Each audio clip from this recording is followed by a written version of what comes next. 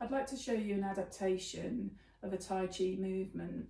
It's called floating arms. You can sit on a chair for this. There is a video demonstrating this in standing. But if you feel particularly fatigued or in pain, you can start to work on this. It's really good also if you want a moment to calm in the body and settle your mind. And I'd really recommend that if you're having a particularly stressful time. This really might help you to just allow a little bit of softness and a little bit of calming in, because it works with the breath as well.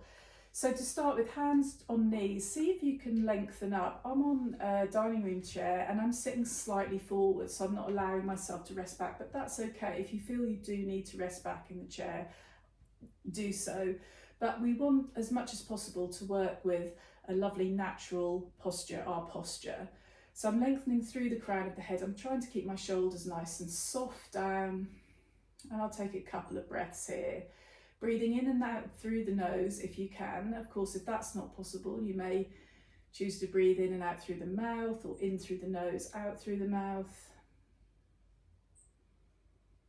But see if you can find a softness and a steadiness with your breath, and sort of making it quite fluid. And then as we take our next breath in, can we float the arms forwards and up?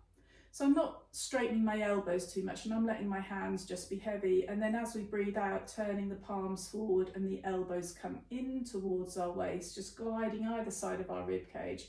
And then we inhale again, the arms lift. And as we breathe out, elbows will draw in and round.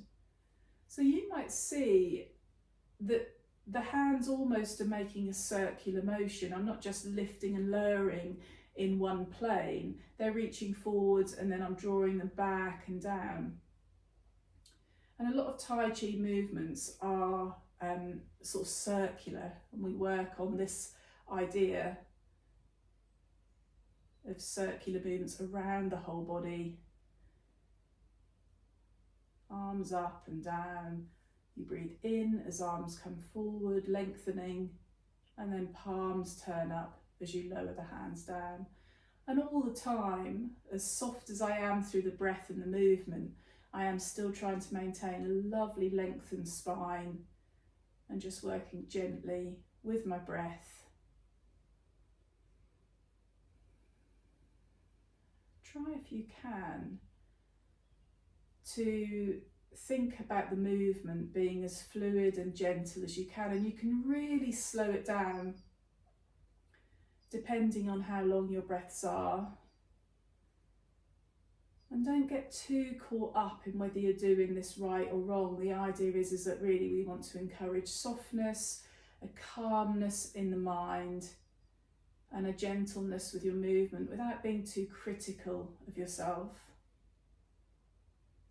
Forwards and up, fingertips turn down, and then palms forward. So it's almost as like you're flicking a towel onto a lovely beach, sun shining, flicking that towel, and then lowering the hands down.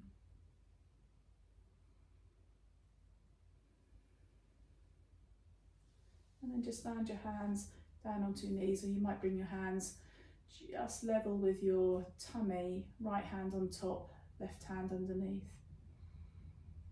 Just a couple more breaths there. See how you feel. See if that has helped you to calm and soften. And don't underestimate how that movement will be of benefit through your shoulders, elbows, wrists, finger joints. You know, all of those movements sometimes that we can forget. You're still working into your range of movement. You're still working functional movement that can help you with your rehabilitation.